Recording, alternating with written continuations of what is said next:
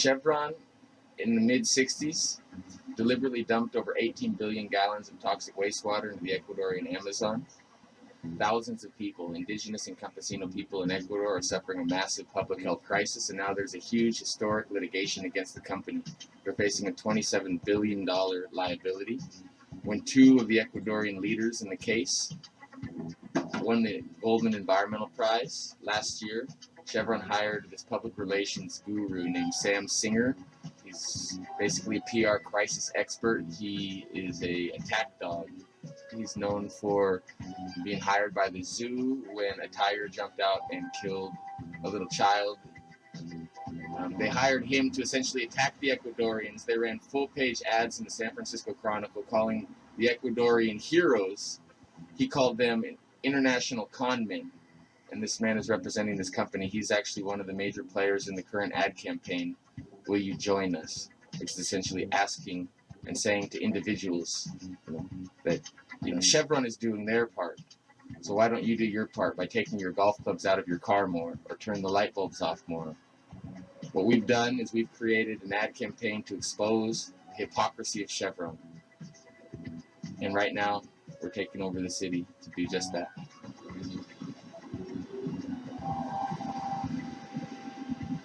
I guess the reason I feel compelled to do what I'm doing is that I've been there, I've lived there, and I've seen how these people have suffered. And I've seen the lies that Chevron is willing to tell down in the Amazon, and the games they're willing to play, and the corruption they're willing to cause there that affects civil society, as well as indigenous people that have suffered, that have died, that have cancer, that the 10,000 people that have died from the contamination that Chevron has caused in Ecuador. And that's what we're doing tonight.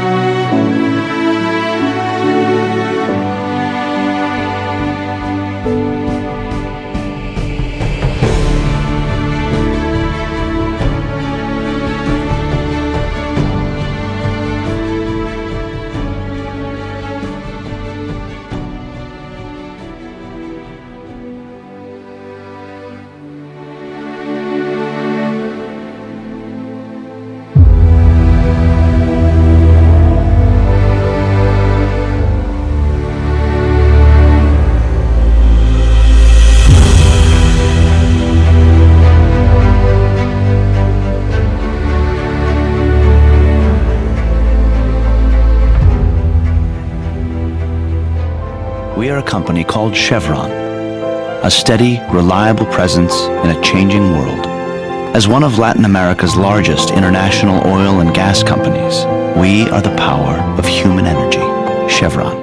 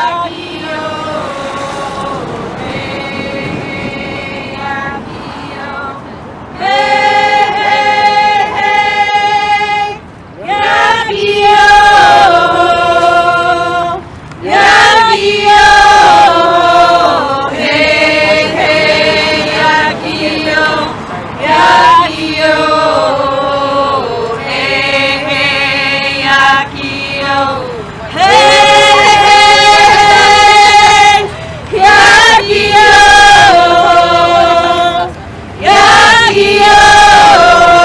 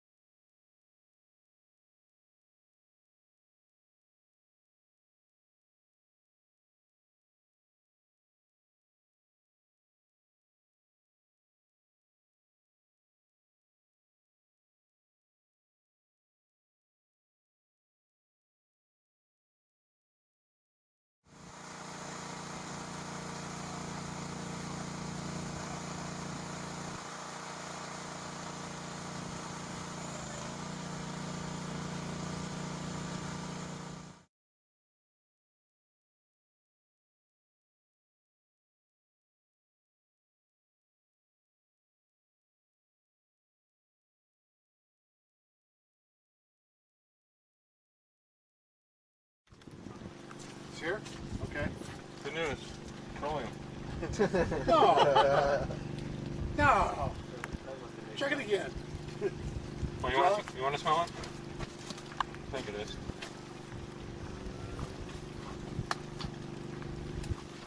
It's actually this.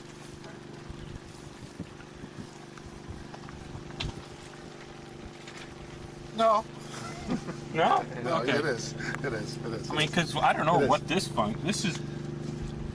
Did they close? Well, we might as well Soil stop wall? them now. Stop them. Stop them? Just, yeah, we're done here. We're trying to find a clean core, and we obviously didn't go out far enough. Nice job, Dave. Give you one simple task. Who picked the spot, Renee? Don't find Who control. picked the spot, Renee? Oh. Who So told it's them where to my drill, turn. Renee? My fault? I'm the customer. I'm always right. That's some Texas tea, eh? It's not that bad, but it's dirty. Is this the pit? Must be. Must be. Wow. Here we have a pit.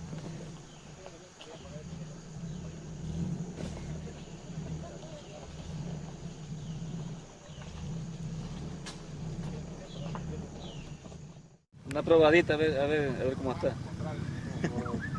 Seguro que no va a estar bien.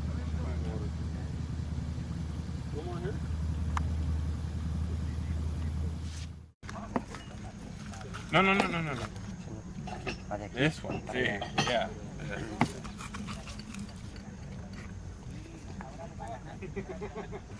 Yeah, that's the mixture. That's got oil in it too. I was hoping to try to get something clean.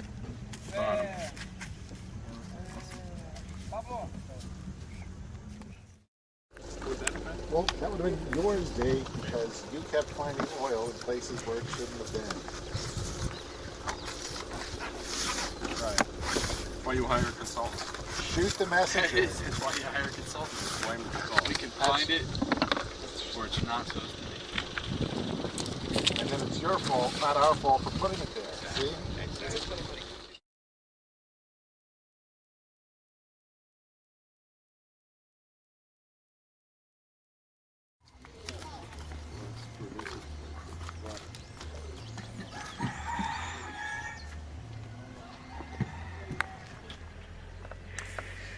Ahora, con ese pozo, con el 25, el segundo de aquí para allá, ¿qué problemas han tenido ustedes? Ahí a nosotros nos han muerto ganados ahí. Ya, ¿por qué se les ha muerto el ganado?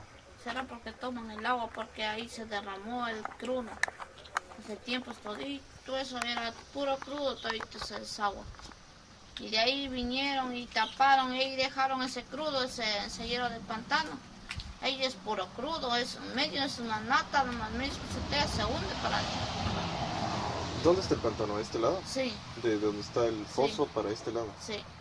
¿Hace Ahí. qué tiempo hubo ese derrame que me dice? Puede hacer más de unos 20 años. Usted estaba chiquito, ¿no? Sí, yo estaba a la edad de él. ¿Qué edad tiene? Él tiene ya 9 años. Desde ya yo me acuerdo que eso era todito, eso era encimita. Sí, ahí hasta ahora muere ganado ahí. Ahí vinieron, lo botaron tierra y taparon y ahí quedó. Tratarle el agua, o sea, no, por ejemplo, usted no se tomaría un vaso de desagua, ¿no es cierto? ¿O tomaría usted un vaso de desagua? No toma, ¿no es cierto? Pero nosotros, ¿qué tenemos que hacer? Tenemos que metérnosla, ¿por qué? Porque no tenemos a dónde más ir a ver agua. No tenemos de a dónde sacar.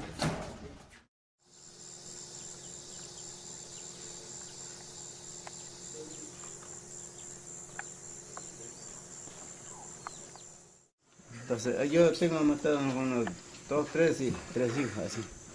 Niñas así, muertas así. Andaban para comprarse para de yucha.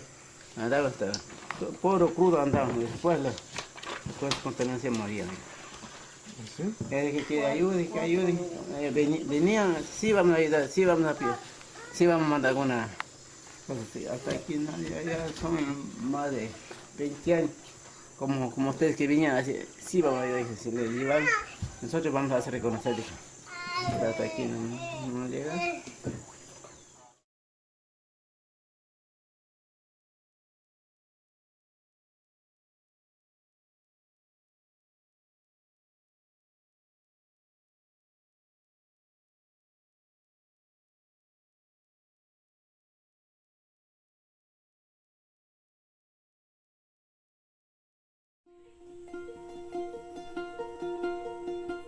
Ante una empresa transnacional como Chevron Texaco, no podemos silenciar.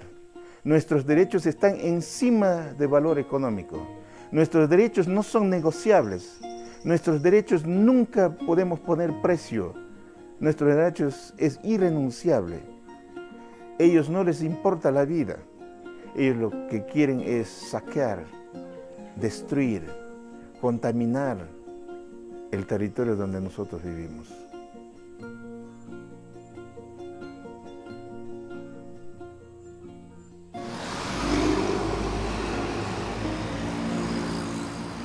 Pues yo vine de la edad de más o menos 14 años a Chuchupindi cuando Chuchupindi todavía no existía. A poco tiempo también perforaron el pozo 35 donde vivo yo, donde cogió mi papá la finca.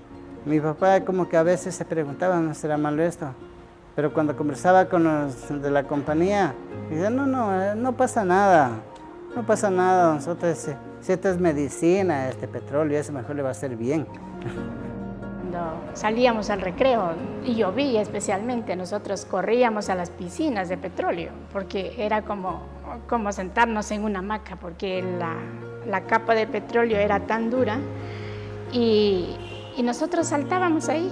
Pero no teníamos todavía el dato de qué era lo que pasaba con el agua. Recuerdo que a 30 metros o 20 metros de la casa de mi papá pasaba otro estero que llegaba al río Italia. Y ese estero también bajaba lleno de petróleo. Y como era el único estero que caía ahí, el agua, el desconocimiento también nosotros cogíamos con una escoba y se hacía al lado el petróleo para poder coger el agua y consumir. Ellos el agua traían para bañarse desde Quito, lo que la gente adentro comentaba, para cocinar. Todos esos lujos se daban, tenían un cine, tenían casino, desde que tenían, ya le digo, porque la gente de aquí no teníamos oportunidad de entrar a eso. La Texaco operó de la siguiente manera. Abría las vías, hacía las plataformas y en las plataformas alrededor hacía fosas de tierra. No ponía ningún impermeable como ahora lo hace, no, era en pura tierra. Entonces ahí llenaba las fosas de petróleo de prueba y también botaba el lodo chatarra ahí. ¿Qué hacía la Chevron? Cogía, traía la maquinaria, tumbaba árboles, jalaba basura, montaba sobre el derrame y cogía y cargaban tierra y la amontonaban tierra encima. Y no ha pasado nada, según ellos ya no pasó nada. Esos son los problemas que nos dejó la Texaco.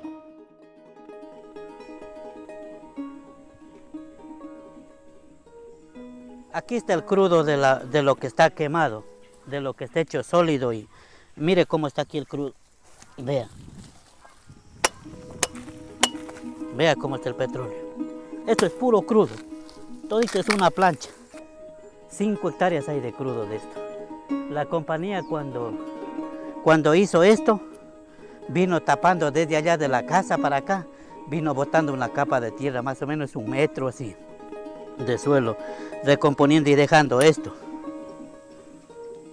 Como la Texaco era dueña del campo, operaba en el campo porque estaba entregado a esta empresa por parte del Estado, nadie podía reclamar ninguna afectación que estaban afectando tanto. Y les ofrecían a los hijos de nosotros una mochila, un poncho con el letrero Texaco ayuda, Texaco no sé qué, las camisetas. Y eso era un engaño para la gente. No pudiendo reclamar nada porque no metían la fuerza pública. Iban los militares, iba la policía y eso va porque va.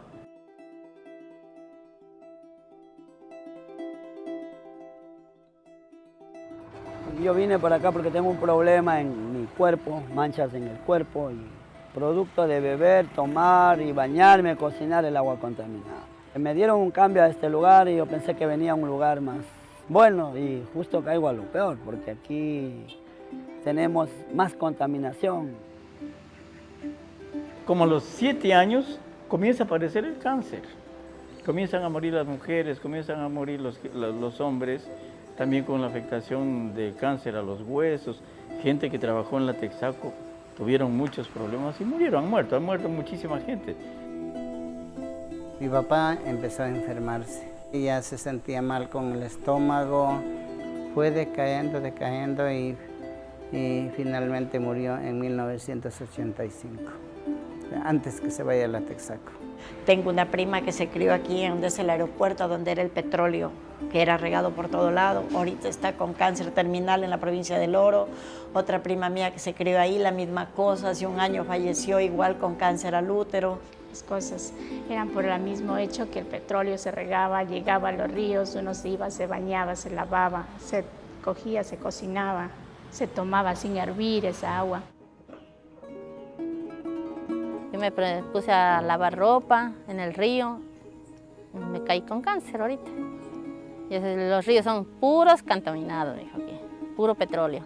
Más para adentro hay con cáncer. Hay una niña, como 18 años creo que tiene la niña, también tiene cáncer. Más adentro también hay otra señora que tiene cáncer. Más adentro hay otro niño que tiene cáncer. Es que cuando ya se empezó a motivar a conocer que eso es dañino, no era normal, o sea, y ahora viéndolo desde la realidad, desde la temática, las afectaciones mismo que ha habido, problemas de piel que quizás culpábamos al agua porque eran hongos de agua, porque quizás hubieron bichos en el campo, pero viendo la realidad no es así. Y esta es una de las prácticas que se ve evidente, donde antes después de que hacían las plataformas, con máquina hacían las fosas para poner los lodos de perforación. A la parte de abajo, si la vemos, está brillosita hasta la actualidad, de aceites, de petróleo, por lo que se ha regado. Eso es lo que se ve aquí, el petróleo. Pero si vamos a comprobar todo, la tierra, sacar, eso está a larga distancia, no sabemos qué distancia. No solo la área que se ve, superficialmente la contaminada, sino es a kilómetros al menos.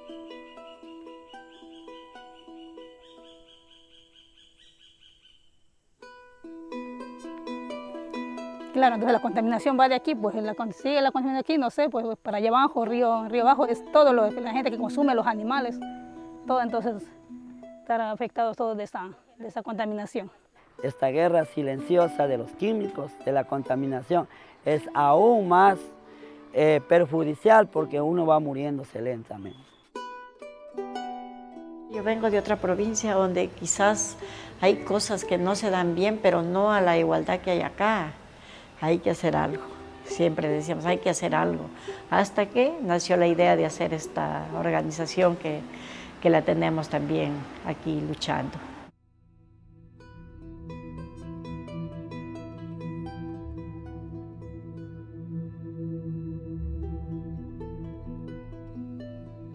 Este proceso, desde el tiempo que se ha iniciado, ha tenido como varios escenarios, ¿no? El primero, cuando el proceso se llevaba en Estados Unidos, y luego fue pasado a Ecuador en el 2000. Aquí en el Ecuador se ha tenido como pasos, podría decir, favorables. Se ha logrado ratificar los fallos a favor de los afectados y de los campos. Y al final, en febrero del 2011, llegamos a triunfar. Texaco tenía que pagar, es decir, la sentencia que le dan a Texaco.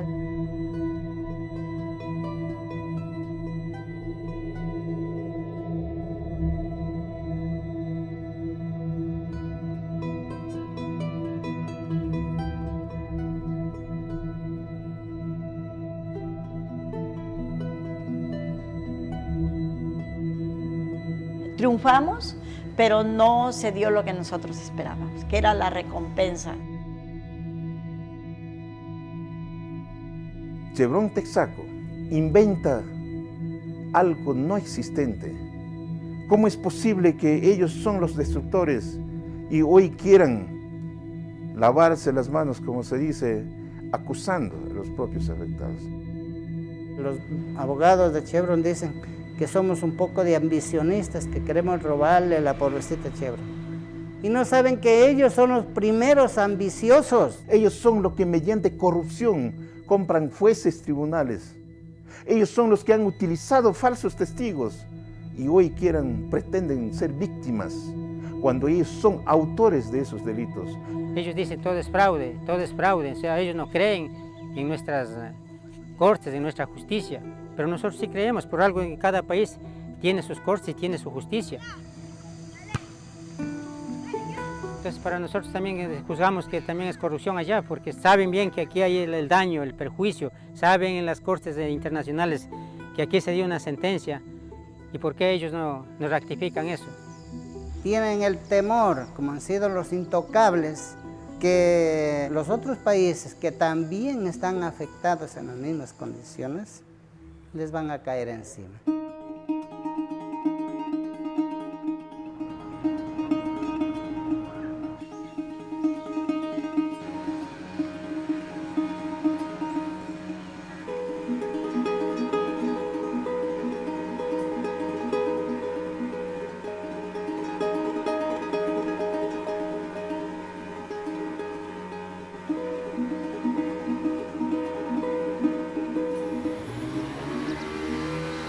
Yo creo que Chevron es una compañía, como decimos a veces, es un monstruo grande que tiene poder. A estas pequeñas hormiguitas que somos tan pequeñitas aquí en la Amazonía no nos ha podido hasta la vez vencer tan fácil.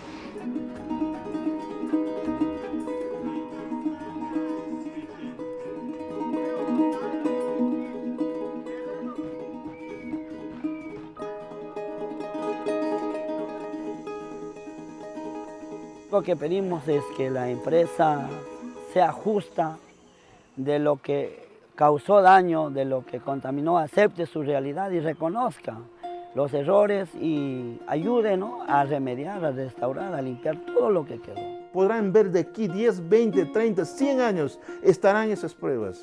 Nadie podrá esconder. Cualquier juez que quiera probar, está ahí las pruebas. Ahí están los muertos, ahí están los enfermos, ahí está la contaminación.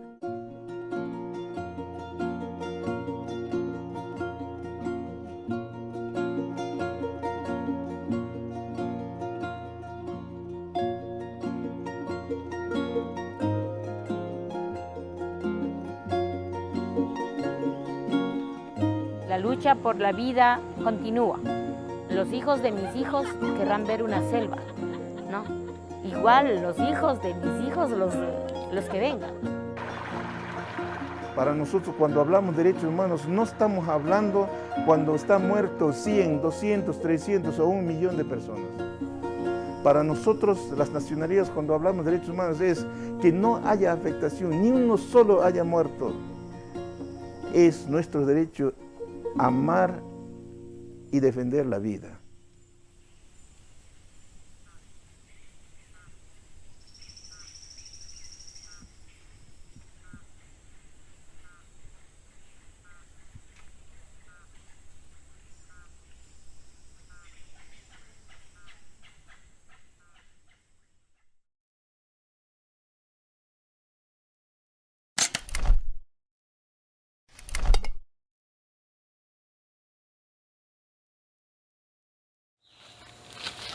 When you imagine oil pollution, perhaps this is what it looks like.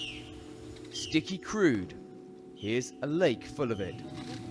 But this is just one of more than 800 so-called waste pits dotted across some 3,000 square kilometers of once pristine rainforest. Nimonte Ninkino knows what untouched primary forest looks and feels like. Her territory, to the south of here, is still untouched by big oil. Taking a so-called toxic tour with her fellow native peoples, it's hard for her to see how oil drilling, with virtually no cleanup, leaves an indelible stain on the jungle they call home. Yo siento como muy triste primeramente porque la verdad de eso como se siente olor y ese viendo crudo muy espesa es como ya siento como dolor de cabeza a mí misma y yo eso viendo como para mí yo veo que es muy triste que está terminando la tierra, contaminada el aire, no solo tierra, y cuando llueve se va al río contaminando y va contaminando los comemos pescado, lo que comen los compas, ya están no es como natural y ya está contaminado. It may look as if all this tar is held in one place, but every time it rains, this pollution, which dates back decades, washes down streams into creeks and rivers in these Amazon headwaters.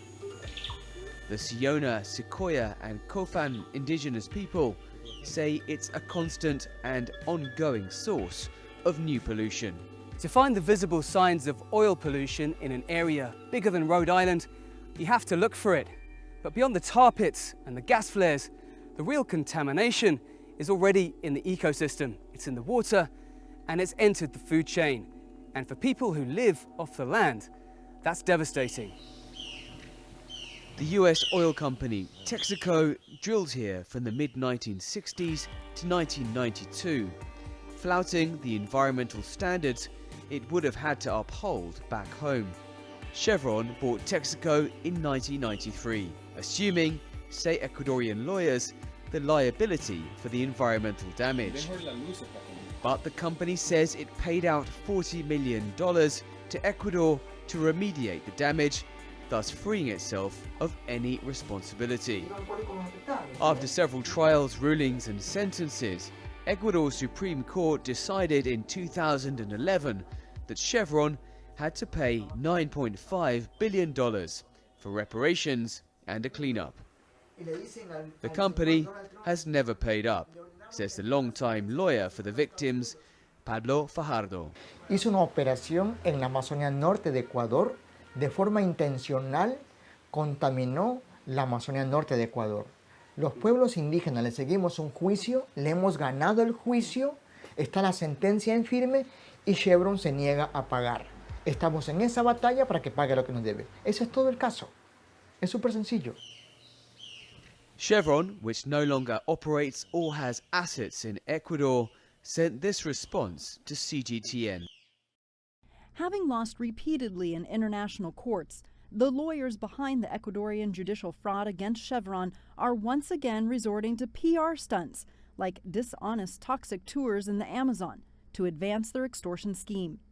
As unanimously confirmed recently by an international tribunal, including an arbitrator appointed by the government of Ecuador, existing environmental and social conditions in the region are exclusively the responsibility of Ecuador's government and its state oil company, Petroecuador. In Flor Tungay's village, Aboquejira, the river was once a wellspring of life. Now it's a source of pollution and disease. But most here have long given up hope of ever receiving a financial reparation and have decided to take charge of their own futures. By using the rain for fresh water, they're tackling the most fundamental problems faced by thousands of families living downstream from big oil.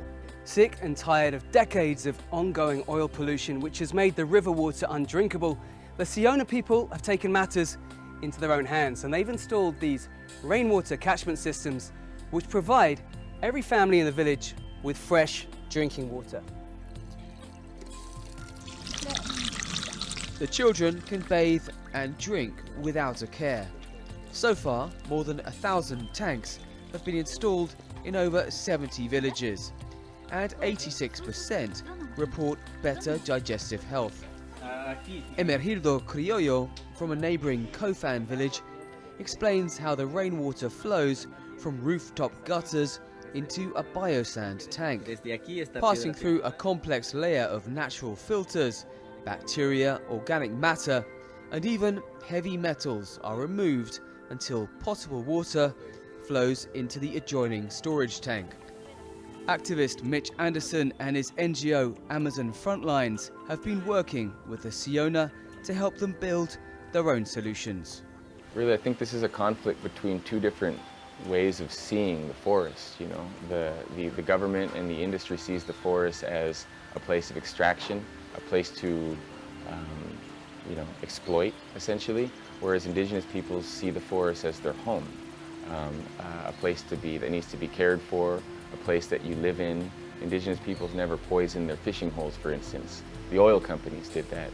And so what the indigenous peoples of the Sabo Alliance are saying right now is, we have a vision, we have a plan, we want to build a prosperous, thriving future for our children in the forest. And what that means is clean water, it means sustainable development in our lands, such as access to solar energy, and building economic alternatives that don't destroy the forest.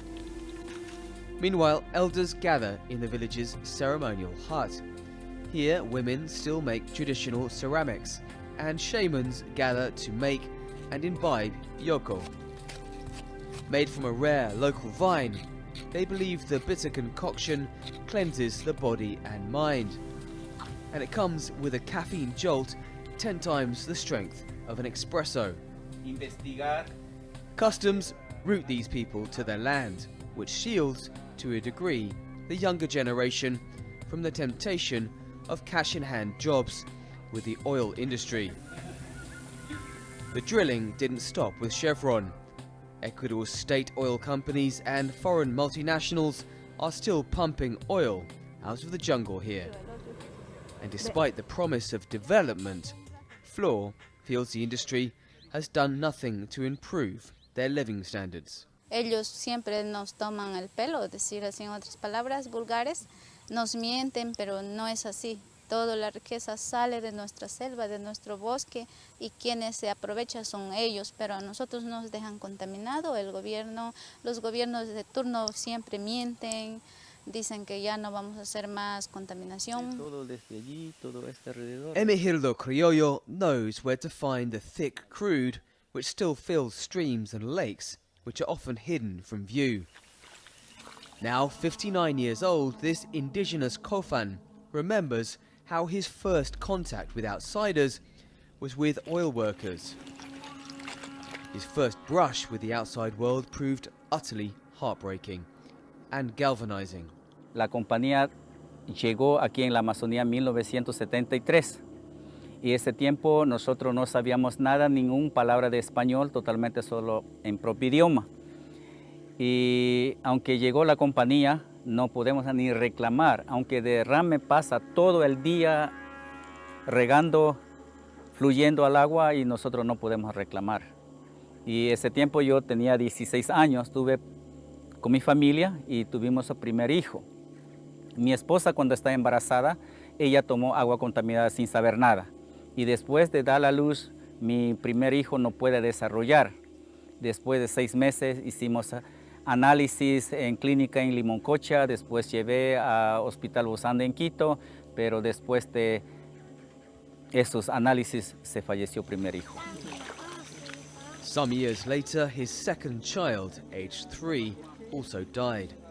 The cause was bathing in and drinking contaminated water, he believes. Devastated, Criollo learned Spanish and learned to fight for his rights. Hemos visto la compañía viene solo para destruir nuestra selva, solo para contaminar nuestro río, solo para contaminar nuestro ambiente y dar nuevas enfermedades que no sabemos y la muerte, eso que hemos recibido de la compañía. Por eso nosotros como Fundación Alianza Seibo formamos 4 nacionalidades porque ya no queremos esperar que venga la compañía para indemnizar, remediar y cuándo. Hasta ahora, mira, 1973 hasta ahora son varios años y esperar a ellos cuándo vamos a solucionar ese problema de contaminación.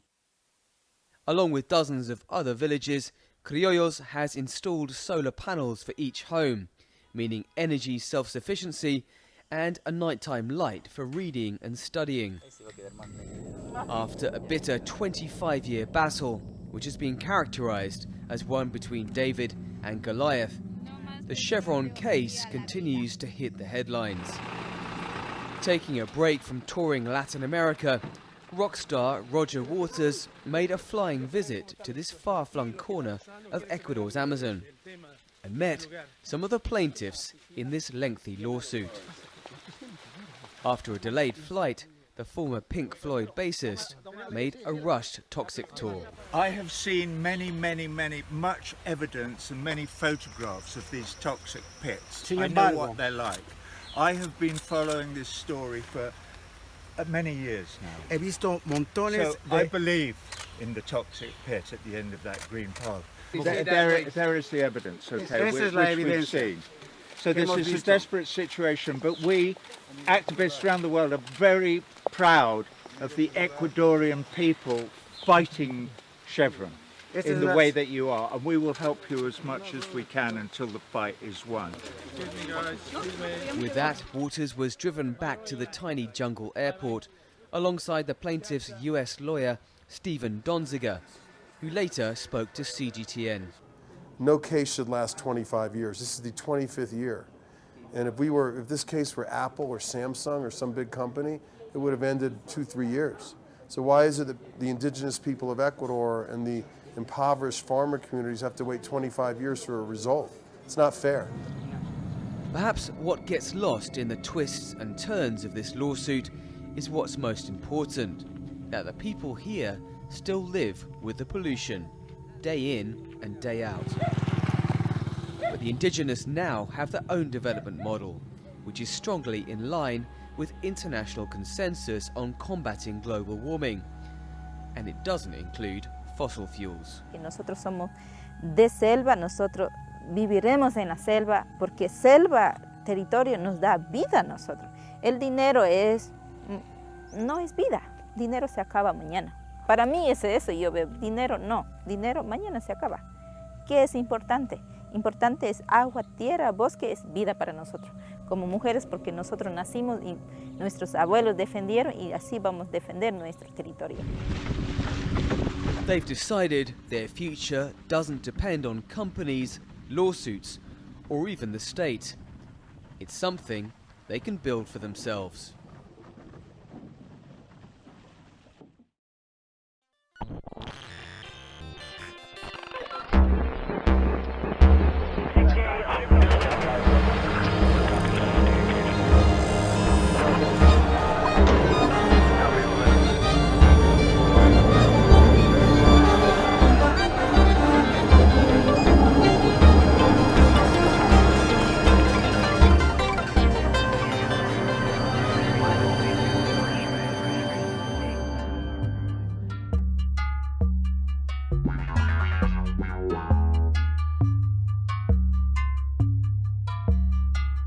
In 2007, in the midst of Chevron fighting the indigenous victims of their oil pollution, a new government came into power. It was one that openly declared Chevron's actions a crime against people and nature, blasphemy to the reign of corporate rule. Chevron declared this government corrupt, and all of its court rulings against them illegitimate. While in Ecuador's capital of Quito, I asked their Minister of Foreign Affairs, Guillaume Long, about this charge. Minister Long is a French-born academic who became involved in Ecuadorian politics during their progressive upsurge. Chevron's response, of course, is that Ecuador is corrupt. Well, coming from one of the most corrupt transnational corporations in the world, we have a saying in Spanish, el burro hablando de orejas, the donkey speaking of its own ears. I mean, it's unbelievable. It's cynicism in its most crude form. Chevron is an extremely corrupt entity. It has strived all these years to get its way through its financial power. And it's very interesting that when Ecuador was a very weak state with quite a lot of corruption, and it insisted adamantly that all its issues within Ecuador should be solved in Ecuador. Why? Because it was easier to corrupt officials. And it played a very nefarious role in the old Ecuador and in corrupting the judicial system in order to have its way. When this government comes to power, suddenly it senses that there are clear rules of the game, that there are regulations, that there's a state asserting itself, and it starts arguing for moving away from the Ecuadorian judicial system and taking it back to the United States, when in fact for decades it had argued the exact reverse, that everything should be sorted in Ecuador and nobody should poke their nose into the matter. You know, this is an Ecuadorian issue. But as soon as we came to power, the argument was the exact reverse. Chevron is hedging its billions on the argument that Ecuador's government is now corrupt, and their crimes are absolved by deals with past governments they considered not corrupt. Of course, Chevron is assuming that the real history of the country will not be told. The land within Ecuador's borders today has over 8,000 years of history, where indigenous groups cooperatively networked their sovereign tribes across the region. All of this changed in 1463, when the Inca Empire sought to conquer their land, which was fiercely resisted by Ecuador's tribes for almost 4 decades, until they were defeated. Rule by the Inca continued until the arrival of the Spanish Empire in 1531, which quickly and violently took control. The next 300 years would be scarred by the iron fist of Spanish colonial rule. But in the early 19th century, independence leaders Simón Bolívar and José de San Martín were leading mass armies to liberate South America from the ruthless shackles of the Spanish crown. Their movement emboldened the oppressed across the continent, including in Ecuador. Insurgent actions by Ecuadorian fighters drove out the Spanish troops. They declared independence in 1820, but politics continued to be dominated by rich elites. The rubber boom of 1879 ushered in decades of unprecedented horror for Ecuador and its neighbors, where rubber barons ravaged the Amazon for US, UK, and French companies. They used the brutal enslavement of indigenous Amazonians from Brazil, Peru, Ecuador, and Colombia to steal the vast, highly profitable raw material. In some areas, a shocking 90% of Indian populations were wiped out. One anthropologist writes of this period: "The horrendous atrocities that were unleashed on the Indian people of the Amazon during the height of the rubber boom were like nothing that had been seen since the first days of the Spanish conquest." During the so-called second rubber boom in the early 1940s, US companies needed new migrant workers. So they created the Rubber Development Corporation, which bribed governments of the Amazon basin with $100 for every worker they shipped to mine rubber. Thousands were forced into indentured servitude as a result. Around 30,000 rubber workers died in the corporation's rush for profits. But outside the Amazon, a political struggle was being waged in Ecuadorian society. Still the monocrop economy they had been forced into by the Spanish, Ecuador became split into 2 centers of power: the wealthy landowners of the cocoa and banana fields, and the big port and factory owners who got rich off exporting those products. The indigenous people, peasants, and working class in Ecuador were marginalized, while these 2 competing bourgeoisies duked it out for supremacy. There was major social inequality, and the political system was considered completely corrupt, so there were strikes all over the country. The biggest was a general strike in 1922 in the city of Guayaquil by workers protesting for fair wages from their employers. During a mass march nearing the end of the strike, the military started shooting randomly into the peaceful demonstration. Upper-class residents of the neighborhood also came out onto their balconies and joined the soldiers in shooting into the crowd. The slaughter is estimated to have killed around 1,000 innocent people. Hundreds of bodies were thrown in the river. The massacre dealt a major blow to the workers' movement, sending leaders into jail and exile. Discontent over stark inequality caused the populism of Velasco Ibarra to gain prominence. As a shining example of how tumultuous Ecuadorian politics was over the years, Ibarra would win 5 presidential elections, but in 4 of those terms was deposed by a military coup. Another upsurge in Ecuadorian society came in 1944 when again, under another dictator, indigenous peoples, farm workers, students, and more rose up in protest all over the country. Insurrectionist soldiers arrested the repressive police forces and burned down their army barracks. Ibarra came to power again in this revolt. While his own dictatorial policies quickly earned the ire of those who brought him to power, he also made enemies with the US empire for not being a total puppet for its interests. He was overthrown in 1961 in a US-backed coup. The US employed more than just regime change to control the country. According to CIA agent Philip Agee, almost every single political organization in the country was infiltrated, with over 200 senior officials in Ecuador's government working as CIA assets. Politicians would give CIA-written speeches, and newspapers would run CIA-written stories. Operatives even bombed churches and framed leftists to fuel anti-communist propaganda. Ibarra's successor, his vice president, Carlos Julio Arrozmana, was also overthrown in a CIA coup in 1963. A new US puppet junta took power, suspended democratic elections, declared it illegal to be a communist, and started rounding up progressives. It is this puppet government that invited Texaco to do as it pleased in the Amazon, where it dug over 1,000 oil pits in the pristine jungle. Well, there's a long history of Ecuador playing a subordinate role in the international system, going back to colonial and post-colonial times.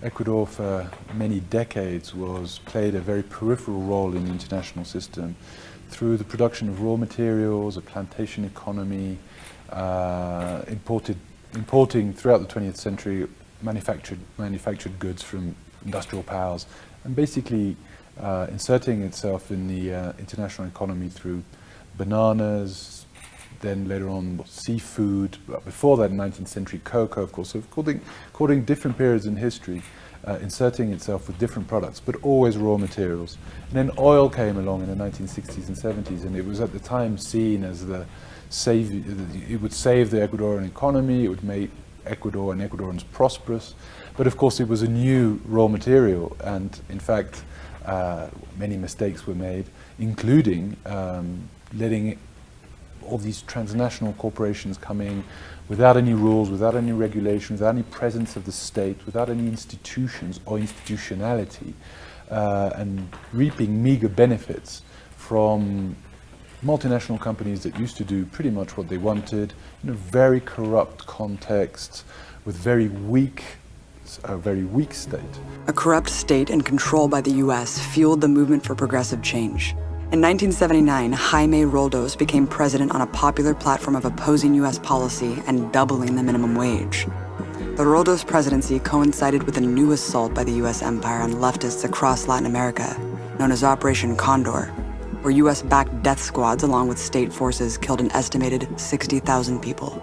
The mysterious death of President Roldos in 1981 is believed to be one of Operation Condor's many, many political assassinations.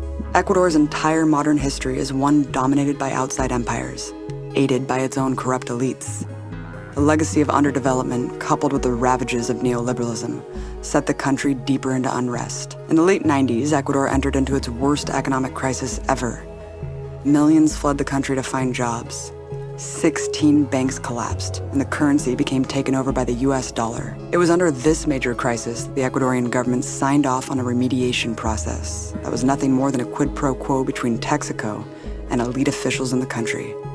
In 1998, the highly unpopular neoliberal president Jamil Mouhad gave Chevron the ultimate gift, called the Act of Liberation. This document declared that no one, private or public, could sue Texaco for the damage for all of its dirty operations, past, present, and future. I think 10, 15 years ago, Ecuador was too precarious, the Ecuadorian state was too weak, I would say even too corrupt, too elite-driven in order to be able to face, in a sovereign manner, this challenge posed by Chevron.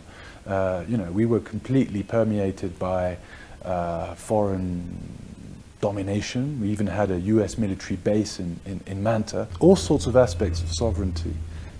When you have strong men, or in academia, warlords, but in this case they weren't at war, but kind of caudillos in Latin American culture, mayors that are stronger than presidents. Let's not forget that in a decade prior to our government, we had 7 presidents in 10 years. I mean, this really illustrates really well the kind of institutional weakness, a kind of failed state. We use the expression failed state in hyper-violent contexts. We think of certain countries which I will not name now, but we think of, civil war, mayhem. Yeah, but failed state can also be a state without institutions, without huge rates of violence. We didn't have massive violence in Ecuador, but nothing worked properly. The state wasn't defending the interests of its citizens. You had these kind of strong men running, often plantation owners, we're going back to the plantation state, running the country, but from a very localized agenda with no real nation-state project. But after centuries of those who challenged the power of big capital being crushed, something finally changed. Leftist economist Rafael Correa was elected on a platform of rejecting the entire neoliberal order. The Correa government brought in a completely new constitution, which guaranteed rights for poor and working class people, and for the first time ever, for nature, an unthinkable concept in a world where capital overrides life. We create a broad, modernizing coalition that goes probably from the center-left to the Communist Party, including the biggest party in that coalition, which is Alianza País. In our National Assembly, the equivalent of our Congress, out of 137 seats, Alianza País holds 100 seats, so more than a two-thirds majority. In the last presidential elections in 2013, President Correa won with 57% of the popular vote in the first round of presidential elections. This is the biggest mandate in the history of Ecuador. And we achieved that in Ecuador through a constituent process, a constituent assembly that drafted a new constitution and drafted the new rules of the game of a new social contract, of the new social pact. This is really important because you can't really analyze the Chevron case and Ecuador's response to the Chevron case without looking at the new social contract. After centuries of being bled dry by empires and elites, the biggest change was an assertion of national sovereignty.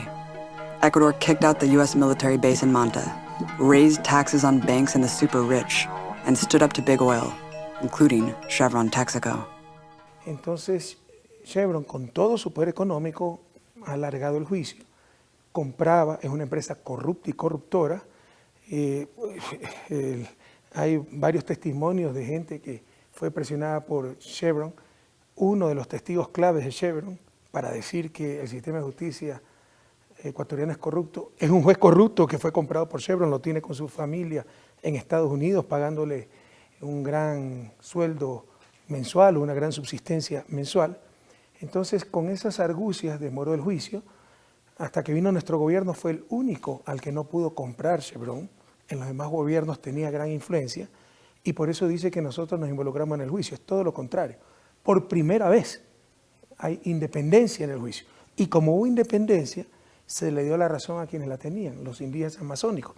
Porque usted puede ir a la Amazonía, cualquier televidente norteamericano, cualquier persona puede venir a la Amazonía ecuatoriana, meter las manos en las lagunas de petróleo dejadas por Texaco hace ya más de 20 años y saldrá esa mano negra de petróleo.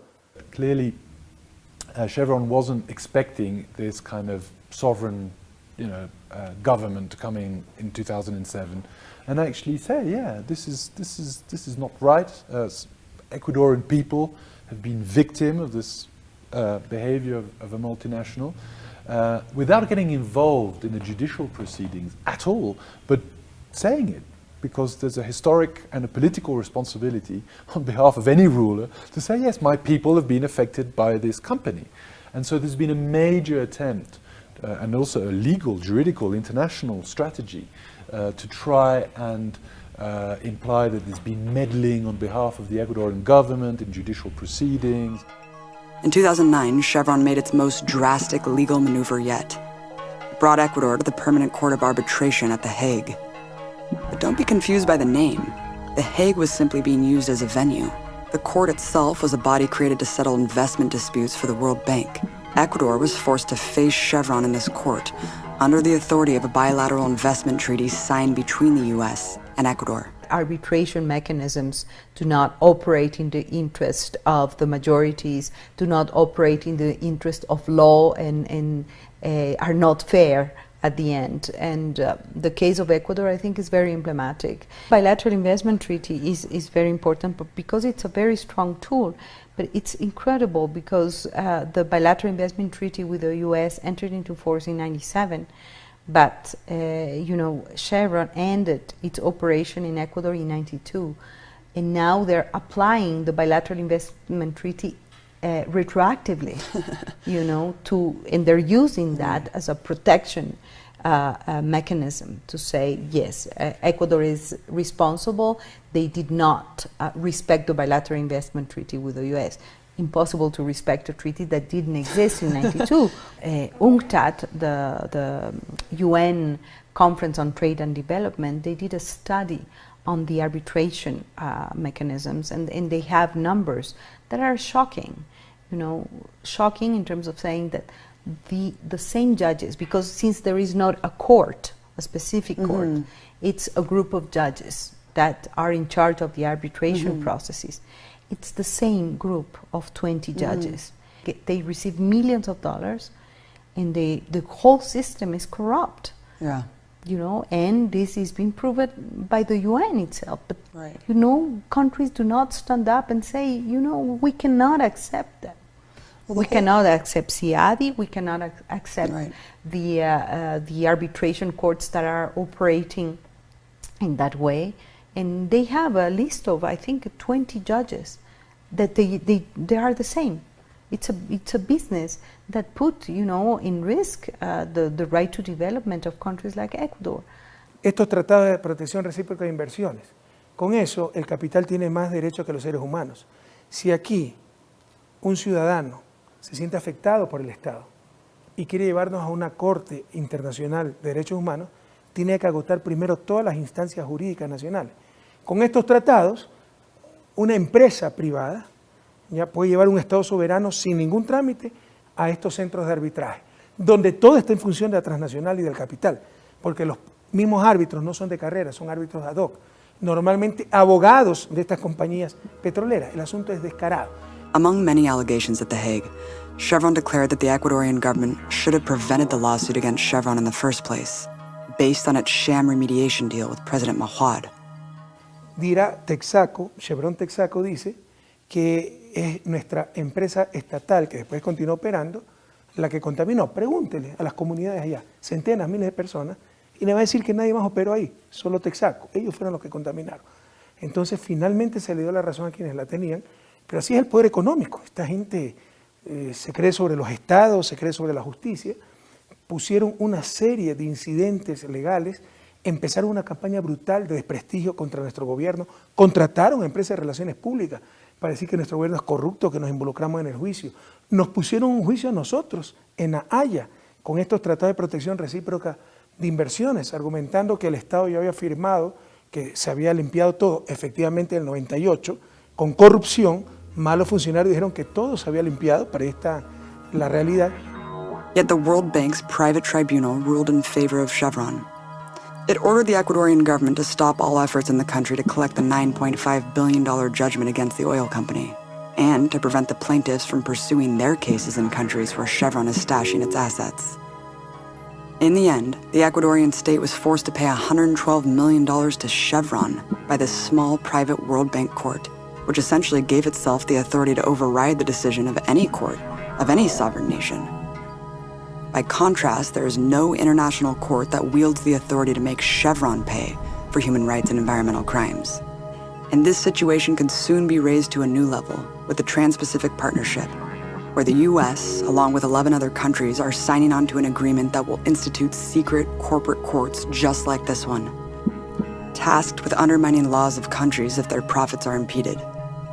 Oil titans like Chevron are the beating heart of the US empire, and they work hand in hand to keep that blood pumping. In the most blatant expression, Chevron Board of Directors member Condoleezza Rice resigned to dutifully serve as George W. Bush's national security advisor, helping cement the corporation's relationship with the oil-friendly Bush regime. Chevron won big from the criminal war on Iraq, becoming one of the first companies to be awarded contracts following the 2003 invasion. The corporation even became part of a special project to restructure Iraq's conquered economy, helping form the new Iraq oil law, which handed Iraq's once nationalized oil to corporations like Chevron. Today, Chevron is a multi-million-dollar sponsor to the Clinton Foundation. Its top-tier donations got the corporation extra perks from Secretary of State Hillary Clinton, partnering to spread fracking to developing countries. And the US war machine continues to do its part by ensuring the markets stay profitable. There continues to be far-reaching CIA operations to undermine the government of Ecuador and other leftist governments in Latin America. The American people pay over $24 million in tax dollars a year on these covert operations in Ecuador alone. This is the real context of Chevron versus the Amazon. It is the story being told around the globe of underdeveloped countries rising from the ashes of colonialism, neoliberalism, and subordination to empire, asserting their rights and national sovereignty.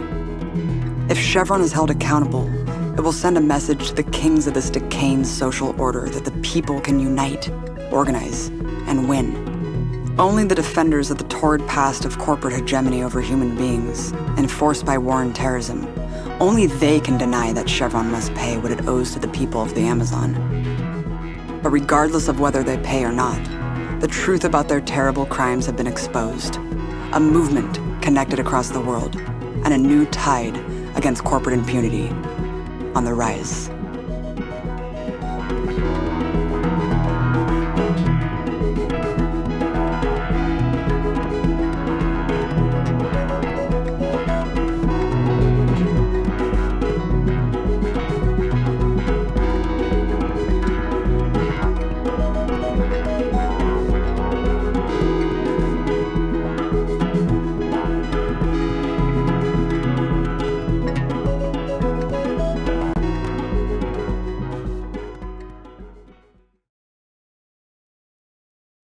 Io preferisco andare con gli indios piuttosto che rimanere con quel pazzo di Aguirre.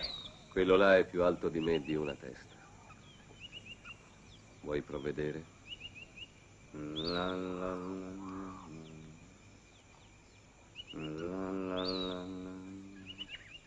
Ora ti spiego il mio piano. Ho contato le curve del fiume. Guarda qua, ti faccio una specie di mappa sulla sabbia. Per ogni curva ci si impiega un giorno. 1, 2, 3, 4, 5, 6, 7, 8, 9, 10. Sono io il più grande traditore. Non ce ne sarà mai uno più grande. Chi solo oserà pensare alla fuga sarà squartato in 198 pezzi. Lo ridurremo a una poltiglia sanguinolenta che spalmeremo sui tronchi della zattera. Chi mangia un solo chicco di mais o beve una sola goccia d'acqua in più sarà messo in catene e imprigionato per 155 anni.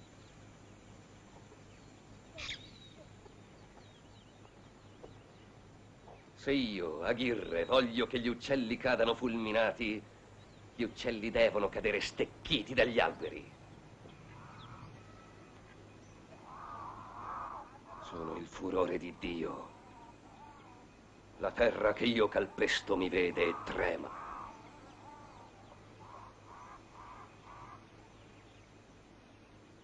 Chi seguirà me e il fiume avrà grandi onori e ricchezze.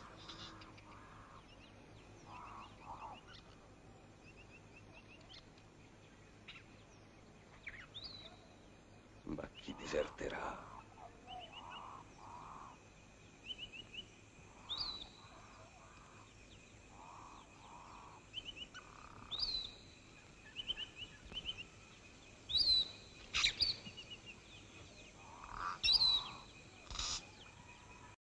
Die Erde gesehen hat. Zusammen werden wir über diesen ganzen Kontinent herrschen.